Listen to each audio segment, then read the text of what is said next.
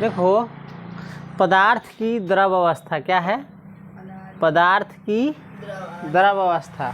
पदार्थ का ठोस अवस्था पढ़े थे, जो हार्ड होता है, कठोर होता है ना। अब उसके बाद है पदार्थ की द्रव अवस्था। एक अवस्था पढ़ चुके थे। द्रव अवस्था कहने का मतलब जो पिघला हुआ अवस्था में रहता है, जिसको पिया जा सकता है, चाहे जो पानी की तरह होता है, जैसे तेल थी, घी पिघला हुआ थी, पानी, दूध और कोल्ड ड्रिंक्स, ये सब क्या है? पदार्थ की द्रव अवस्था है। कौन अवस्था है? या मध, जो मध्य का है, ये सब क्या है? द्रव अवस्था है। और भी है जो द्रव अवस्था में पदार्थ का बोलो तो फल का जूस उस पीता है, जो फल का जूस होता है वो सब किस अवस्था में रहता है? द्रव अवस्था में। कौन अवस्था में है? द्रव अवस्था में। पानी की बूंद ये सब किस अवस्था में है? द्रव अवस्था में है। इसको इंग्लिश में कहते हैं the liquid state of matter.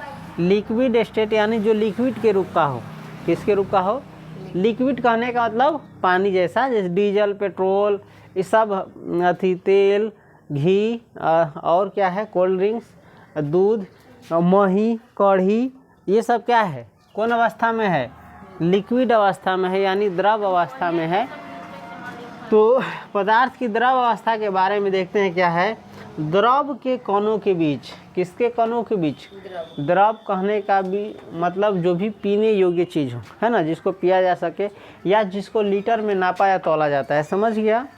या दवा जो पीता है, दवाई ववाई जो रहता है शीशी समय, किस अवस्था में रहता है? द्रव अवस्था में।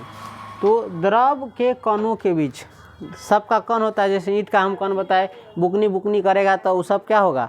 कण उसमें से निकलेगा। और अभी क्या है, सारा कण एक साथ क्या हुआ है? सटा हुआ है, समझ गए। आप देख सकता है ईंटा के एगो कण से दूसरे कण के बीच में है ना, बहुत कम स्थान है, बहुत कम स्थान है। इसके माध्यम से हम लोग तो नहीं जा सकते, लेकिन पानी से हल्का सा जा सकता है। तो उसी प्रकार से द्रव के कणों के बीच, द्रव के कणों के बीच यानी द्रव के जो छोटे छोटे कण होते हैं उनके बीच अंतराअणुक आकर्षण बल। कौन बल? अंतराअणुक आकर्षण बल ठोस की तुलना में, किसकी तुलना में? ठोस की तुलना में कमजोर होने के कारण द्रव के कण कम मजबूती के साथ परस्पर बंधे रहते हैं। देखो द्रव में क्या होता है, ठोस से कम बल रहता है। कौन बल? अंतराअणुक बल ठोस से क्या रहता है? कम रहता है, जिसके कारण इसके जो दो कण है आपस में कम मजबूती से जुड़ा रहता है। किस मजबूती से जुड़ा रहता है? कम मजबूती। जैसे पत्थर को फोड़ेंगे तो ज़्यादा मजबूती से जुड़ा है ना। चाहे लोहा को फोड़ेंगे तो लोहा ज़्यादा मजबूती से जुड़ा है। लेकिन पानी है, जैसे बर्फ़ तो मान के चलो वो ठोस अवस्था में हो जाता है। द्रव के कण क्या है? कम मजबूती से जुड़ा रहता है ना। द्रव के कण क्या होता है? कम मजबूती से जुड़ा रहता है। अतः द्रव के अंदर, किसके अंदर? द्रव के अंदर अंतराअणुक स्थान, जैसे देखो इसमें द्रव है, पानी है, इसमें क्या है, जो ठोस में जो अंतराअणुक बल है उससे इसमें कम रहता है। गिलास में नहीं, इसमें जो पानी है इसमें, है ना, इससे कम रहता है ना। और इसके कोनों के बीच, द्रव के कोनों के बीच क्या होता है? ठोस की अपेक्षा क्या होता है? ठोस की अपेक्षा, चाहे वैसा ही कहो, अंतराअणुक स्थान क्या रहता है? ज़्यादा रहता है। ठोस में दो गो कण के बीच में कम जगह रहता है, जैसे इतना अलग रहता है ना। द्रव में तनका क्या रहता है? दूरी रहता है, समझ गया। फलतः द्रव के कण, जैसे इसमें कम स्थान है तो इसका एगो कण यहाँ से यहाँ जा सकता है, आराम से नहीं जा सकता। लेकिन इसमें ज़्यादा जगह है तो देख सकता है, घूम सकता है ना। जैसे मन वैसे घूम सकता है, क्योंकि इसके बीच में क्या है? ज़्यादा जगह है। तो इसी कारण क्या है, द्रव के कण अधिक स्वतंत्रता पूर्वक यानी फ्री होकर के एक स्थान से दूसरे स्थान पर क्या हो सकता है?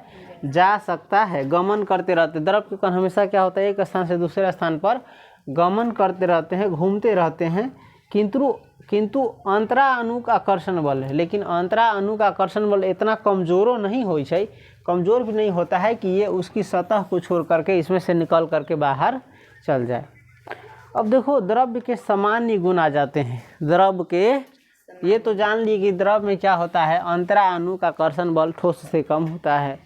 रिक्त स्थान ठोस से क्या होता है? ज़्यादा होता है, जिसके कारण द्रव के जो कण है एक स्थान से दूसरे स्थान पर क्या होता है, आराम से गमन करता रहता है। समझ गए। अब द्रव के सामान्य गुण, द्रव के सामान्य गुण, ठोस के हम लोग गुण पढ़े थे, अब पढ़ रहे हैं किसके, द्रव के सामान्य गुण। द्रव्य के सामान्य गुण में सबसे पहला है आकृति और आयतन। क्या है, आकृति और आयतन, आकृति और आयतन, द्रव के आकृति और आयतन। इसको इंग्लिश में क्या कहते हैं बता चुके हैं, है ना, shape and volume, shape and volume. द्रव की आकृति और आयतन क्या होता है, द्रव की आकृति निश्चित नहीं होती। देखो कह रहा है द्रव की आकृति निश्चित नहीं होती, निश्चित नहीं होती। द्रव की आकृति निश्चित नहीं होती, किंतु उसका आयतन निश्चित होता है, किंतु उसका आयतन, द्रव का आयतन क्या होता है, निश्चित होता है। द्रव का आयतन निश्चित होता है, द्रव का आकृति निश्चित नहीं होता है। जैसे देखो अभी क्या है, ये जो गिलास में है ना, गिलास में क्या है, द्रव है, पानी है ना। ये देखो गिलास जिस आकार का है ना, बेलन के आकार का, उसी का आकार ग्रहण किए हुआ है इसमें अभी कौन, पानी। कौन ग्रहण किया हुआ है, पानी। और इसको हम अगर इस हाथ पर रखते हैं तब पानी का आकार कैसा हो जाएगा, हाथ के आकार जैसा हो गया।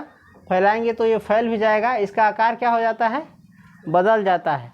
अगर हम इसको डेस्क पर रखें, देखो इसका आकार अभी देखो, अभी ये है ना, थोड़ा हम आकार देते हैं, ये आकार इसका बदल रहा है, देख रहा है।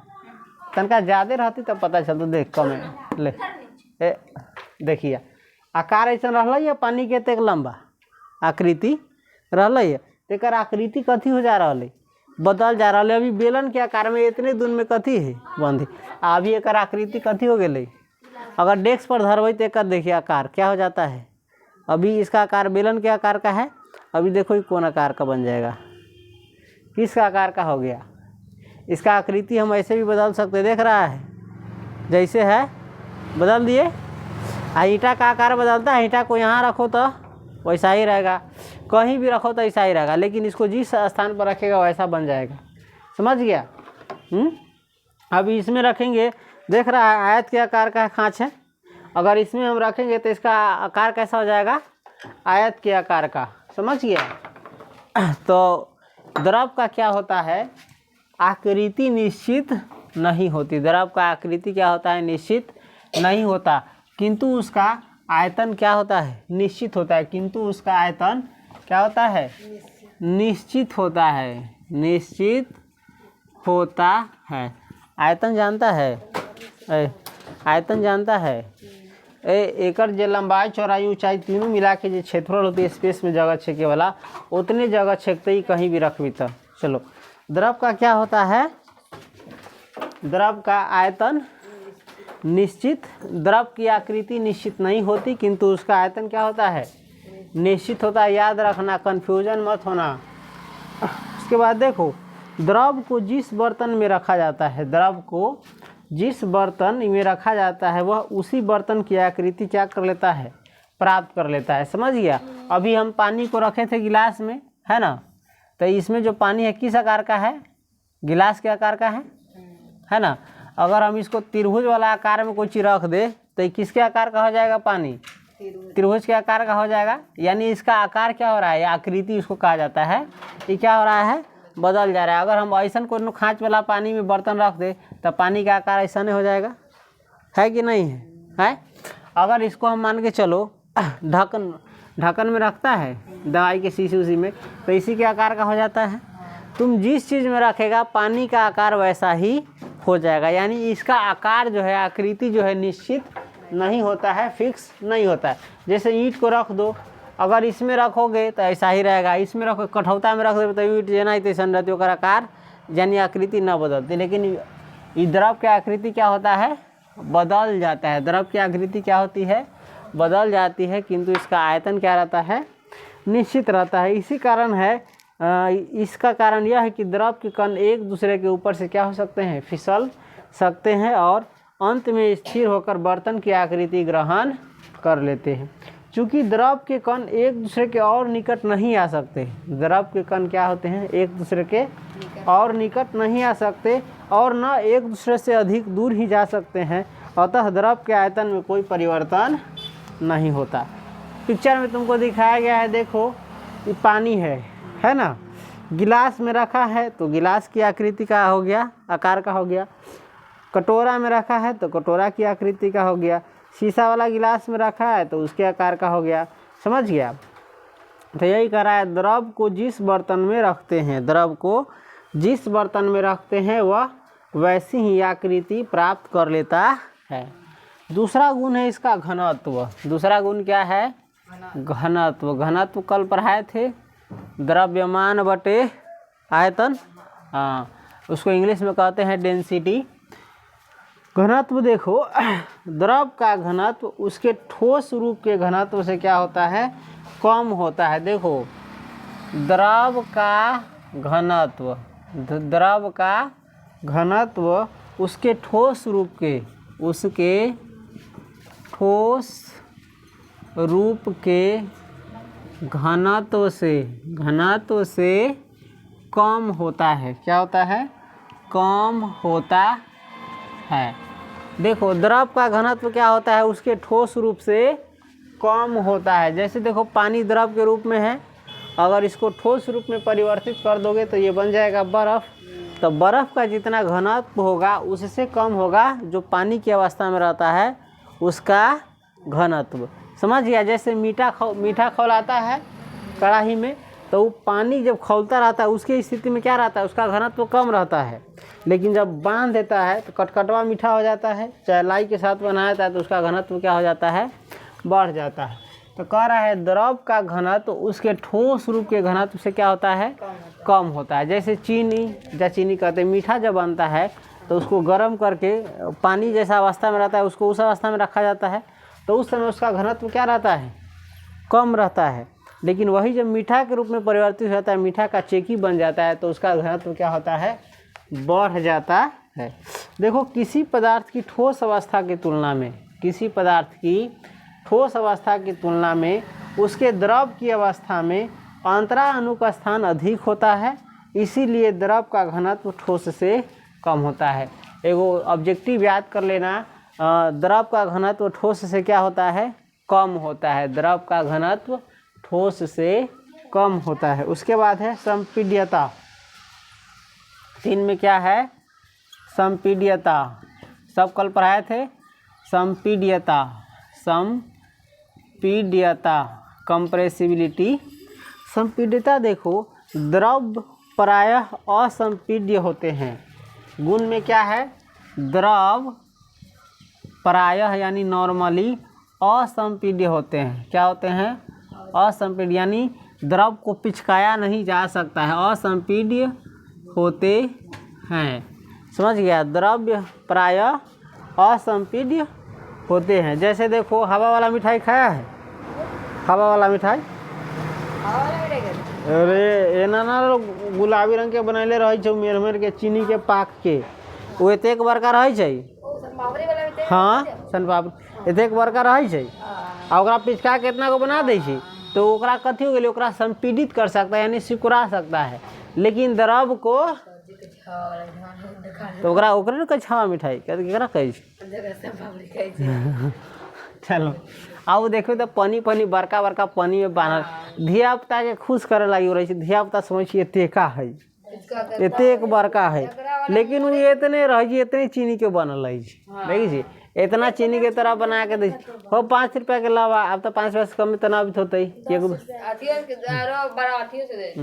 चीनी के ना घोरले रहे छै, आ एना चबित रहे छै, धा दैत रहे छै, आ फैलित रहे छै, तार पतरका केसो से पतला पतला बना दै छै, आ हाली हाली ऊपर से तनका मोड़ देलक, आ एतेका बड़का बना दै छै, आ मुँह में धरबे तो गायबे हो जतौ, बुझेबे न कर तू कहाँ गेल, तेले ओकरा खाने हवा मिठाई। चलो द्रव प्राय क्या होते हैं, असंपीड्य होते हैं। तो मान के चलो तुमने वो मिठाई लिया, उसको पिचका के इतने को बना देता है, और छोटा बना ले, चीनी के 2-4 गो दाना के बराबर हो जाए, तो समझ गए। लेकिन वह तू गिलास में जूस पीता है, चाहे कोल्ड ड्रिंक्स पीता है लेमन का, चाहे कुछ ना अभी तरह से बाजार में ठेला फेला पर बिकाय, ओकरा पिचका के और छोट बना सकै छी, द्रव रहे छै। तो उसी को कहा जाता है कि द्रव प्रायः असंपीड्य होते हैं। द्रव ये प्रायः असंपीड्य होते हैं। तो देखो ठोस की तुलना में, किसकी तुलना में, ठोस की तुलना में ये थोड़ा अधिक संपीड्य होते हैं।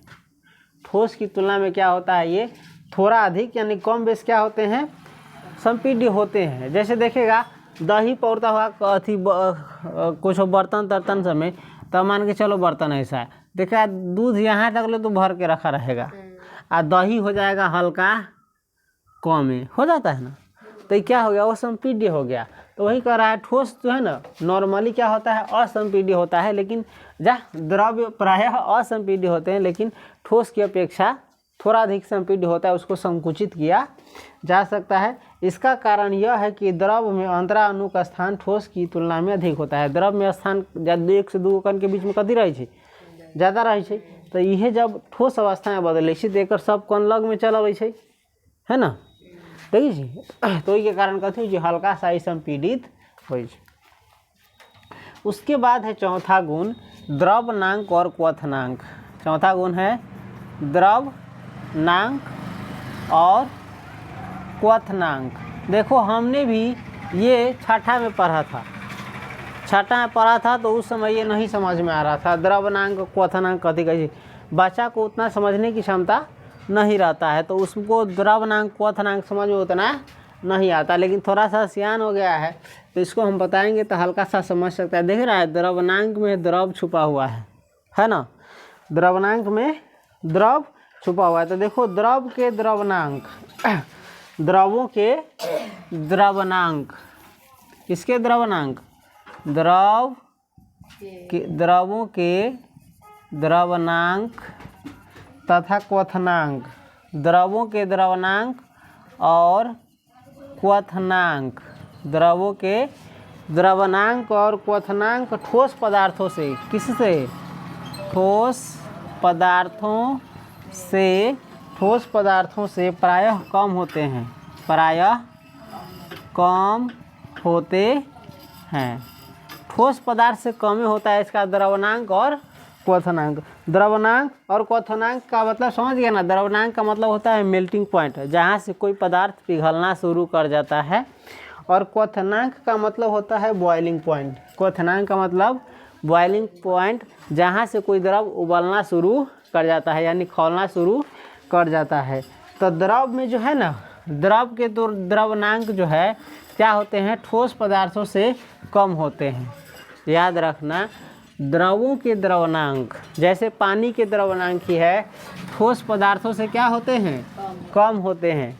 अगर नहीं समझ पा रहा है तो देखो पानी को एक ताव पर रखो, पानी को भी रखो और एगो ठोस पदार्थ भी रख, पत्थर के रख, चाहे ईंट के रख, चाहे लोहा के रख, ठीक है, लोहे के रख, तब पानी देखबे जल्दी खौले लगतौ। आ लोहा भी खौली छै, पिघली छै, लेकिन ओकरा तोरा बहुत ताव देवे के होता।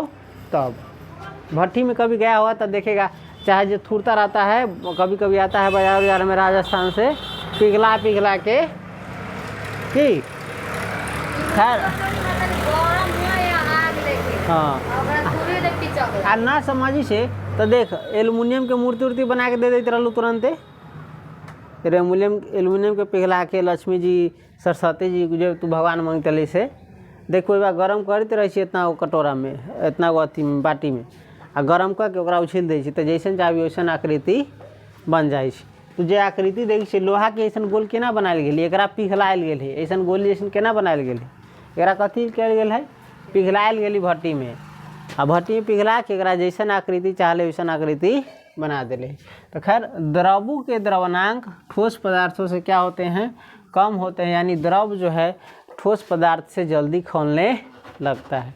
उसके बाद देखो जैसे मीठा देख लो, मीठा ठोस पदार्थ है ना, और पानी द्रव है, तो दोनों को एक ताव पर रखो तो कौन जल्दी खौलने लगेगा, पानी खौलने लगेगा। मीठा खौलेगा कि नहीं खौलेगा, खौलेगा, लेकिन पानी के बाद। ये बताता है कि द्रव का द्रवनांक जो है ना ठोस पदार्थ से क्या होता है, कम होता है। दूसरा है द्रवों के क्वथनांक, द्रवों के उल्टा पढ़ा दिए। द्रवनांक मतलब पिघलना, क्या होता है, उल्टा हो गया देखो बर्फ़ का टुकड़ा लिया है, उसको हवा में छोड़ो, चाहे गर्म तवा पर रखो और एगो लोहा के रखो, दोनों में कौन जल्दी पिघलेगा? बर्फ़ जल्दी पिघलेगा। तो खैर बर्फ़ से हमको यहाँ मतलब नहीं है, हमको द्रव से मतलब है। तो द्रव का द्रवनांक क्या होता है? ठोस पदार्थ से कम होता है। और क्वथनांक यानी उबलने की जो क्षमता है क्या होता है? ठोस पदार्थ से द्रवनांक भी कम होता है और क्वथनांक भी कम होता है। यानी द्रव जो है अगारिये पिघलने भी लगेगा और उबलने भी लगेगा। किससे? ठोस से। उसके बाद है, चलो, द्रव के द्रवनांक कमरे के ताप से कम होते हैं। द्रव के द्रवनांक कमरे के ताप से कम होते हैं। कमरा के ताप जानता है? जिसमें मनुष्य जो है ना रह सकता है, जो मनुष्य सह सकता है, उसको समझो कमरा के ताप। तो द्रवों के द्रवनांक कमरे के ताप से क्या होते हैं? कम होते हैं, किंतु इनके क्वथनांक कमरे के ताप से ऊँच होते हैं। यानी देखिए कमरा के ताप पर है, ऐसे कमे भी परी कथी रहे छै? द्रवे रहे छै। आई से ज़्यादा परी कथी जाए छै? खौले लग छै। तू ना समझ, तनका हार्ड अथी टाइप के हैं। चलो खैर हम आगे बढ़ते हैं। तरलता क्या है? तरलता। आप देखी अगर कोई तरुआ तर के खैले है तो ओकरा लगती ओकरा दिया तरल कही, समझ ले। ये तरलता का मतलब दूसरा चीज़ होता है। तरलता का मतलब होता है फ्लूइडिटी। क्या होता है? फ्लूइडिटी। FLUIDITI। तरलता का मतलब फ्लूइडिटी। देखो तरल पदार्थ किसे कहते हैं? फिर यहाँ पर समझने में दिक्कत हो जाएगा तुमको। तरल पदार्थ जानता है? एगो होता है तरुआ के तर के खैले, तो धियापुता में ये पढ़ले रहे तो लगे ये तरल तरल है। इहो देखो तरल पदार्थ केकरा कहै छै? इहो जे पिए लायक रहे छै, जे पानी जैसन रहे छै, ओकरा कहै छै तरल पदार्थ। कथी कहै छै? जैसे कहू तरल पदार्थ के 4-5 गो उदाहरण देते। देखो पानी, तेल, घी, दूध, मही, कढ़ी, दाल, शरबत, कोल्ड ड्रिंक्स, कोको कोला, फल के जूस, मध, है ना। ये सब क्या है? तरल पदार्थ है। कौन पदार्थ है? तरल पदार्थ है। तरल पदार्थ समझ गया? हाँ। तो द्रव पदार्थों में बहने की प्रवृत्ति पाई जाती है। अब तरलता वाला गुण में देखो, द्रव पदार्थों में बहने की, किसकी? बहने की प्रवृत्ति पाई जाती है। क्या पाई जाती है? बहने की प्रवृत्ति पाई जाती है। देखो यानी इसमें बहने का स्वभाव पाया जाता है। जितना भी तरल पदार्थ है, जो लिक्विड है, जो द्रव है, इसमें बहने की प्रवृत्ति होता है। इसको कहीं पर रखोगे ना तो ये बहने लगेगा, है ना। जैसे कही पानी बह गई खेत में से, बहना मतलब कथी? समझ गया आप? जैसे अभी बात दूध रखो, ये बहने लगेगा, है ना।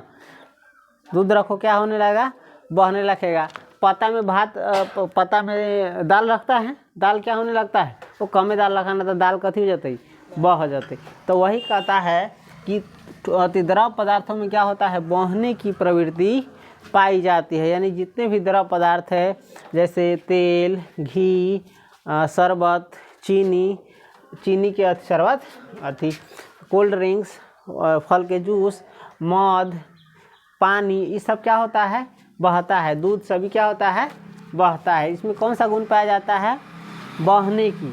तो उसी को कहते हैं प्रवृत्ति।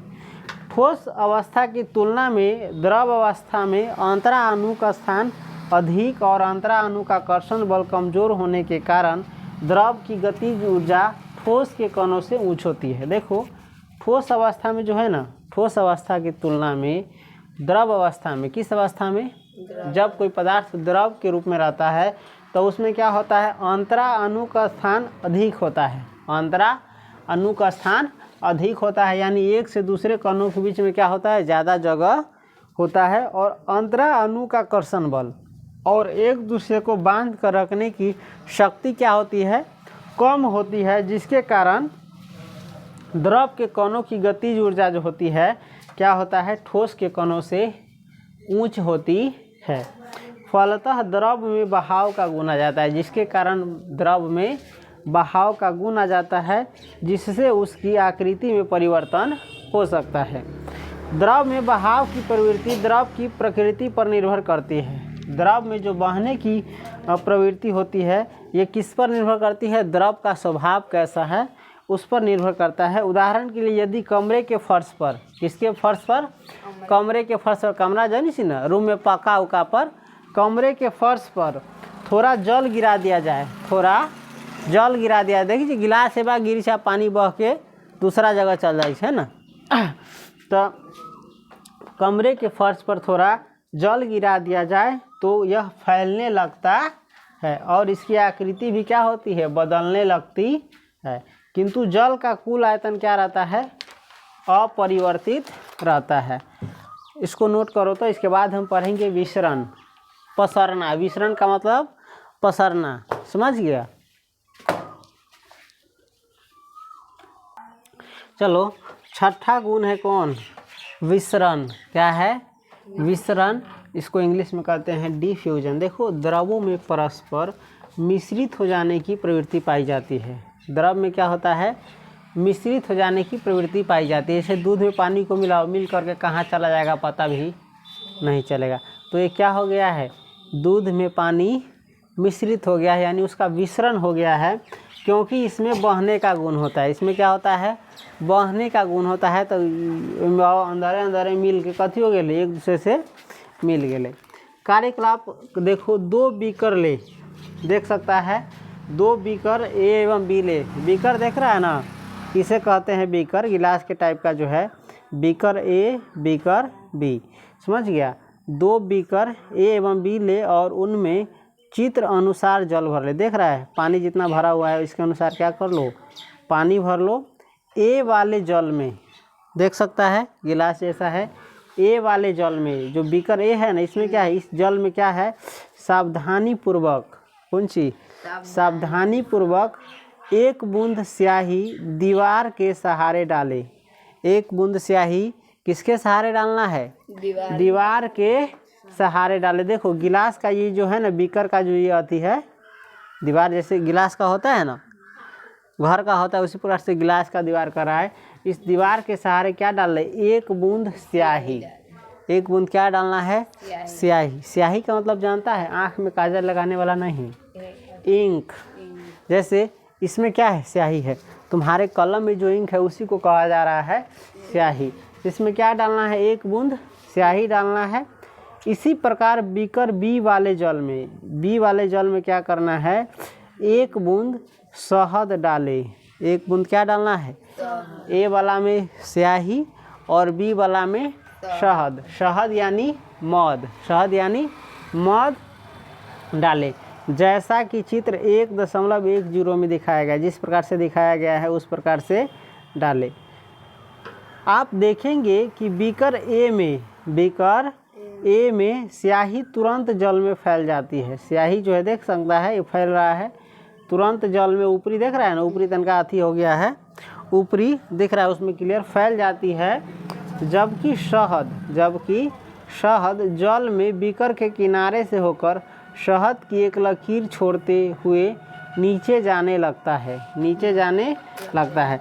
इस दोनों में डाला तो इंक क्या होता है? ऊपरे छतला करके मिलने लगता है, और ये जो बूंद डाला ना 1 बूंद शहद का, ये धीरे धीरे पेनिए के अथी दीवार के सहारे ही नीचे आने लगता है। पानी में मध रखेगा ना तो क्या होता है? मध जो है पानी के अंदर चला जाता है, मिलता नहीं है ज़्यादा, उसको मिलाना पड़ता है। खैर 10-15 मिनटों के अंदर ही 10-15 मिनट के अंदर ही बीकर ए में स्याही का नीला रंग पूरे जल में फैल जाता है।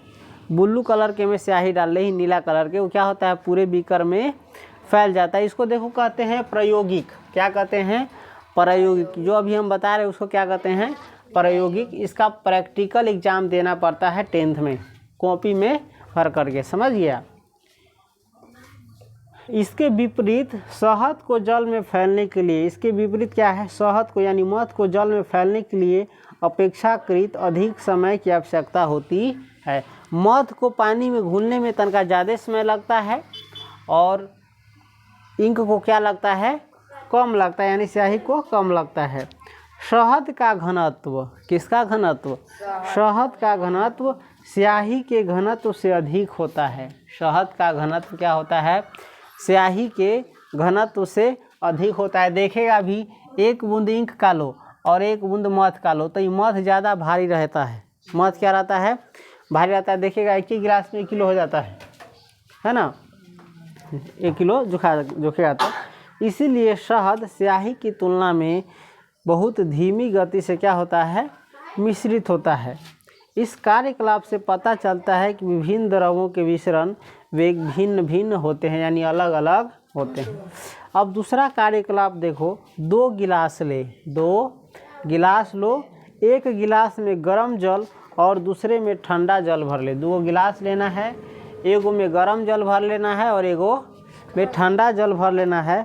प्रत्येक गिलास में नीला थोथा, प्रत्येक गिलास में नीला थोथा, यानी गर्म पानी वाला में भी और ठंडा पानी वाला में भी नीला थोथा। नीला थोथा कहते हैं कॉपर सल्फेट को। किसे कहते हैं? याद रखना, नीला थोथा, नीला थोथा किसको कहते हैं? कॉपर सल्फेट को, कॉपर सल्फेट को। नीला थोथा का एक रवा डाले, गर्म पानी वाला में भी और ठंडा पानी वाला में भी। धीरे धीरे कमा कि नहीं? कल तो बुलाइयो नहीं तले, परसों चौथा रोज सब। गरम जल शीघ्र ही नीले रंग का हो जाता है।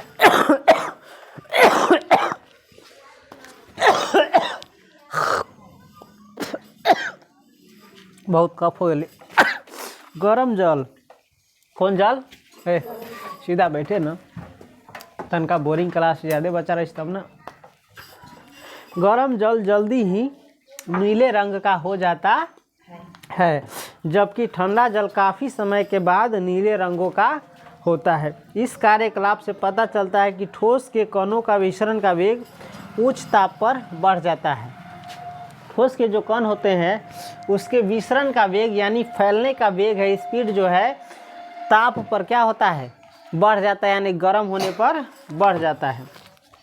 आप जानते हैं, देखो आप जानते हैं कि वायु ऑक्सीजन, नाइट्रोजन, कार्बन डाइऑक्साइड तथा अन्य गैसों का मिश्रण होती है। कह रहा है आप जानते हैं कि वायु जो है हमारे अगल बगल में जो वायुमंडल है, जो हवा है ना, वो किसका मिश्रण होता है? ऑक्सीजन का, नाइट्रोजन का और कार्बन डाइऑक्साइड का। हवा में क्या क्या मिला रहता है? देखो ऑक्सीजन क्या होता है? ऑक्सीजन मिला रहता है जिसे इंसान लेता है, जीव लेता है। कार्बन डाइऑक्साइड मिला रहता है, कौन चीज़? Carbon dioxide. Oxygen, nitrogen, carbon dioxide. कौन? Carbon die.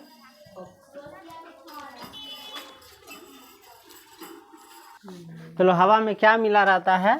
Oxygen, nitrogen, carbon dioxide सब मिला रहता है, जिसमें ऑक्सीजन हम जो जीव है वो लेते हैं, इंसान, और बाकी जीव भी। कार्बन डाइऑक्साइड ई गैस कौन लेता है? पेड़ पौधा। कौन लेता है? पेड़ पौधा लेता है, समझ गया। जल में विसरण की प्रक्रिया द्वारा घुली रहती है ये गैस है। कौन gas? Oxygen, nitrogen, carbon dioxide जल में, किस में?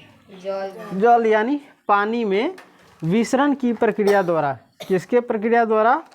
विसरण की प्रक्रिया द्वारा क्या होती है? घुली रहती है, यानी मिला रहता है। जैसे मछली जानता है ना, जल के अंदर सांस लेता है, कैसे लेता है? जल में अगर ऑक्सीजन नहीं रहेगा तो सांस कैसे लेगा? इसका मतलब है कि जल में ऑक्सीजन है। जल में ऑक्सीजन है, जो हमारे तुम्हारे नाक में इतना दम नहीं है कि जल में से क्या ले सके?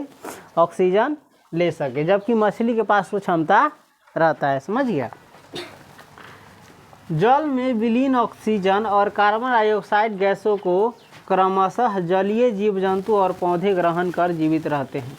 जल में जो घुला हुआ रहता है ऑक्सीजन और कार्बन डाइऑक्साइड गैस, इसको कौन है? जो जल का जीव है, जल में रहने वाला जीव है, जैसे मछली, मेढक और भी जो जीव है, तथा जीव जंतु और उसके अलावा जो पेड़ पौधे हैं, वो क्या होते हैं? इसको ग्रहण करके, कार्बन डाइऑक्साइड को ग्रहण करके क्या होते हैं? जीवित रहते हैं, ऑक्सीजन तथा कार्बन डाइऑक्साइड को। इस प्रकार ठोस, द्रव और गैस पदार्थ द्रव में विसरित होता है। इस प्रकार क्या होता है? ठोस, द्रव और गैस सभी पदार्थ क्या होते हैं, द्रव में विसरित होते हैं या विसरित रहते हैं। उसके बाद है द्रव का जमना। किसका जमना, द्रव का जमना, द्रव का जमना, इसको कहते हैं freezing of liquid, freezing of LIQUID, द्रव का जमना यानी फ्रीजिंग ऑफ लिक्विड। द्रव जानता है ना, जैसे पानी समझ लो, किसको समझ लो, पानी को फ्रीज में रखोगे, किसमें, फ्रीज में, तो क्या हो जाता है, ठंडा हो जाता है। क्या हो जाता है, और ठंडा करते करते करते एक हद तक ठंडा करोगे तो वो बन जाता है बर्फ़। क्या बन जाता है, कहाँ तक ले ठंडा करेगा, 0 तक ले। जैसे पानी को 100 डिग्री तक ले गर्म करेगा तो खौलने लगेगा और उड़ने लगेगा। 0 डिग्री तक ठंडा करोगे तो क्या हो जाता है, वो जमने लगता है। देख रहा है, जहाँ पर ठंडा वाला प्रदेश है, ठंडा वाला जगह है, वहाँ पर पानी क्या होता है, बर्फ़ के रूप में जम जाता है। समझ गया। जो तुम मेघ में पानी देखता, बर्फ़ गिरता हुआ देखता है ना, मेघ में बर्फ़ गिरता है ना, जरा कभी बर्फे न कहे बर्फ़ गिर, बर्फ़ के गोला रही है, वो पानी के ठोस अवस्था रही है, पानी जम के रहे छै तो वे बर्फ गिर। आ देखबे नीचा गिरते तनके देर में कथी हो जाए, गल जाए। देखबे एतेका पत्थर गिरल रही, कहाँ चल गए, तो यहाँ धरती पर तनका ज़्यादा गर्म है, जहाँ गिरल है तहाँ, तो बर्फ़ जो है पिघल के कथी बन जाए छै, द्रव बन जाता है।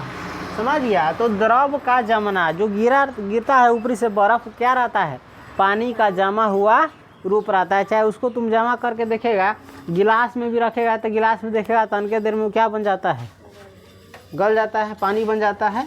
वही कहता है द्रव का जमना। देखो किसी भी द्रव का ठोस रूप में परिवर्तन, किस रूप में परिवर्तन, ठोस रूप में परिवर्तन द्रव का जमना कहलाता है। किसी भी पदार्थ, किसी भी द्रव का, कोई भी द्रव जो ठोस रूप में बदल जाता है, जो ठोस रूप में बदल जाता है, उसे क्या कहते हैं, द्रव का जमना कहलाता है। देखो दूध भी जम सकता है। दूध भी क्या है, उसको 0 डिग्री तक ठंडा करोगे तो भी क्या हो जाएगा, पानी के बर्फ़ की तरह दूध का बर्फ़ हो जाता है। समझ गया। जैसे दूध वाला बर्फ़ खाता होगा तुम लोग, वो क्या रहता है, दूध जमा हुआ रहता है ना। उसको क्या किया गया रहता है, ठंडा किया गया रहता है। देखिएगा बर्फ़ निकाल करके खाएगा तो क्या रहता है, ठंडा रहता है। कभी गर्मी में तुम्हारे हाथ में बर्फ़ रहिए नहीं सकता, वो क्या रहता है, ठंडा। उसको इतना ठंडा किया गया रहता है कि क्या हो गया जाता है, जम जाता है। क्या हो जाता है, जम जाता है। तो उदाहरण के लिए यदि जल को, ये बता ही दिए हैं, उदाहरण के लिए यदि जल को यानी पानी को 0 डिग्री सेल्सियस तक यानी 0 डिग्री सेंटीग्रेड तक, इसको कहते हैं, देखो पानी को कहाँ तक ले, 0 डिग्री सेंटीग्रेड तक अगर ठंडा करोगे तो क्या होता है, जल बर्फ़ में परिवर्तित हो जाता है। किसमें परिवर्तित हो जाता है, बर्फ़ में। हालांकि यह परिवर्तन अस्थायी होता है। 0 डिग्री तक ले ठंडा करेगा तो पानी क्या बन जाता है, बर्फ़। लेकिन ये परिवर्तन, ये जो बदलाव है अस्थायी रहता है। फिर उसको बाहर निकालेगा तो फिर क्या बन जाता है, पानी बन जाता है। 0 डिग्री सेल्सियस को अगर केल्विन में जानना चाहोगे तो इसको कहा जाता है 273 केल्विन। 0 डिग्री सेल्सियस बराबर 273 केल्विन। याद रखेगा, 0 डिग्री सेल्सियस बराबर 273 केल्विन। 0 डिग्री सेल्सियस बराबर 273 केल्विन। अगर हम लोगों को भी 0 डिग्री तक ठंडा किया जाए तो हम लोग का भी शरीर क्या हो जाएगा, अकड़ जाएगा। बर्फ़ नहीं बनेगा, अकड़ जाएगा, हिलवो डुलवो नहीं करेगा, सांस फांस सब बंद हो जाएगा, खूनों भी इसमें का क्या हो जाएगा, जम जाएगा। समझ गया। उसके बाद है वाष्पन। क्या है, वाष्पन। क्या है, वाष्पन। 8वां गुण है वाष्पन। वाष्पन को कहते हैं इवेपोरेशन। इवेपोरेशन। वाष्पन को कहते हैं इवेपोरेशन। आपने देखा होगा कि एक चिपटी थाली में, किसमें, एक चिपटी थाली में रखे जल को, एगो चिपटी थाली में जो हम तो सब खाना खाए वही थाली में जो पानी रख देता है, उसको वायु में रख दिया जाए। कहाँ रख दिया जाए, वायु यानी खुलल हवा में, ये सब खुलल हवा इसमें रख दिया जाए तो कुछ समय के पश्चात थाली का जल गायब हो जाता है। थाली का जल गायब हो जाता है। बचपन में देखा होगा तुम लोग, ऐसा थाली रहता है, ऐसा थाली रहता है ना, है ऐसा थाली रही ना, एहि में देखबे कहीं पर तनका पानी रही, छूट छाट ना जाए, धो धा के लबे से तो है। तो कुछ देर के बाद देखो थाली से वो पानी कथी हो गया, गायब हो गया। क्या हो गया है? गायब हो गया है, यानी वो उड़ गया है। इसी प्रकार छिछले तालाब, कौन तालाब? छिछले तालाब, जिसमें पानी कम रहे छौ। छिछले तालाब मतलब जिसमें पानी कम हो। छिछले तालाब या झील का जल गायब हो जाता है। देखबे जो ऊपर का पोखरी, देखबे 2 महीना पहले जब तुम्हें बहुत पानी रही ना, आ 2 महीना के बाद जब देखिए तो यह पोखरी सूख गई। पोखरी नहीं सूखा है, उसमें का पानी उड़ गया। और देखेगा उड़ता कब है? जब ज़्यादा गर्मी पड़ता है तब। तो कला कि ज़्यादा गर्मी पड़ता है तो कैसे तुम अथी कढ़ाई धो धा करके रखता है, जब सब्जी बनाने जाता है तो गर्मी देता है, नीचे से ताप देता है, तो पानी क्या हो जाता है? उड़ जाता है। कढ़ाई गर्म होता है तो पानी भाप बन के उड़ जाता है। वैसे ही पोखरी का भी पानी गर्म होने पर क्या होता है? उड़ने लगता है, और धीरे धीरे उड़ते उड़ते क्या हो जाता है? सूख जाता है। और बाद में देखिए पानियों माटियों में जो मिलल पानी उससे हो उड़ के कथी हो जाए, अथी फट जाए, उड़ जाता है। इसी प्रकार छिछले तालाब या झील विशेषकर गर्मी के मौसम में, कौन मौसम में? गर्मी के मौसम में धीरे धीरे गायब हो जाता है, धीरे धीरे गायब हो जाता है। अब प्रश्न उठता है कि जल गायब होकर कहाँ चला जाता है? अब प्रश्न उठता है कि जल गायब होकर के कहाँ चला जाता है? पोखरी में तो एतेक पानी रहल, कितना डोल ड्राम पानी रहल होते, इतना तो पानी रहल होते कि तनका ठेवना भर तक ले रहल होते। एतेका पानी कहाँ चल गए? आ तोरा देखेबो न कर तो कहियो कि डोले डोले पानी उड़ रहा है, देखल हो, लेकिन पूरा पानी क्या हो गया है? गायब हो गया है। वस्तुतः जल वाष्प या गैस में परिवर्तित होकर वायुमंडल में चला जाता है। वास्तव में क्या होता है? जल जो है किसे वाष्प में बदल करके, किस में बदल करके? वाष्प या गैस में परिवर्तित होकर के, किस में परिवर्तित होकर के? गैस में परिवर्तित होकर के, गैस में बदल कर कहाँ चला जाता है? वायुमंडल में। हम जिस वातावरण में रह रहे हैं वायुमंडल में क्या होता है? चला जाता है। जिस प्रक्रिया द्वारा जल वाष्प में परिवर्तित होता है उसे वाष्पन कहते हैं। ठीक है, और वाष्पन का परिभाषा याद रख लो। जिस प्रक्रिया द्वारा, किसे? जिस प्रक्रिया द्वारा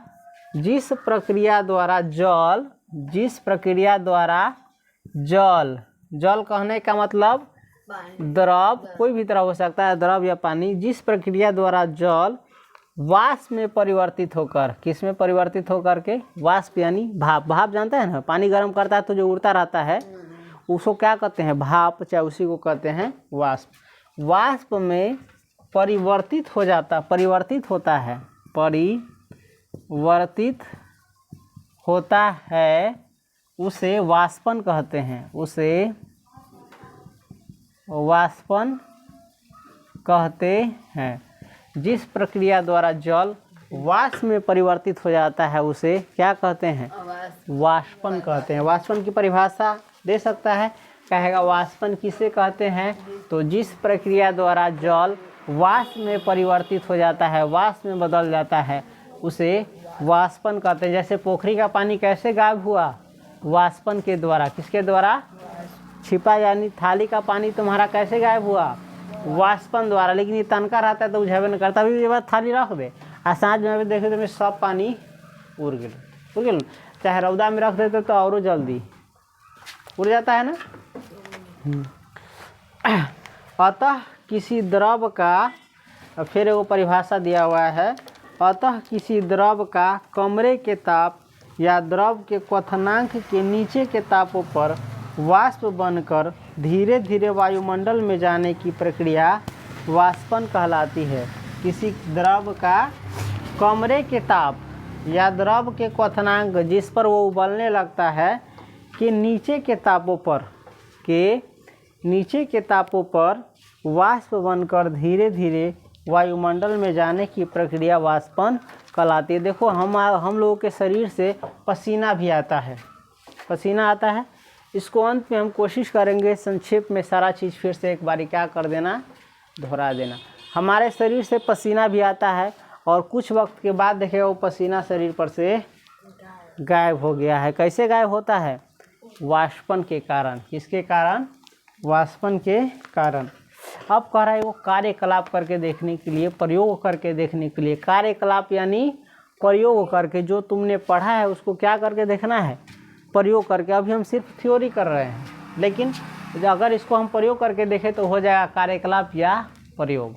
जैसे लोहा को पिघलाया जा सकता है, हम लोगों ने अभी क्या करा, सिर्फ पढ़ा, थ्योरी किया, लेकिन इसको सही में प्रैक्टिकल करके देखा जाए तो इसको कढ़ाई पर गरम करो तो क्या होगा, पिघलने लगेगा। लेकिन भट्ठी पर, यही पर नहीं, बड़ाई में उतना ताप नहीं। मम्मी अभी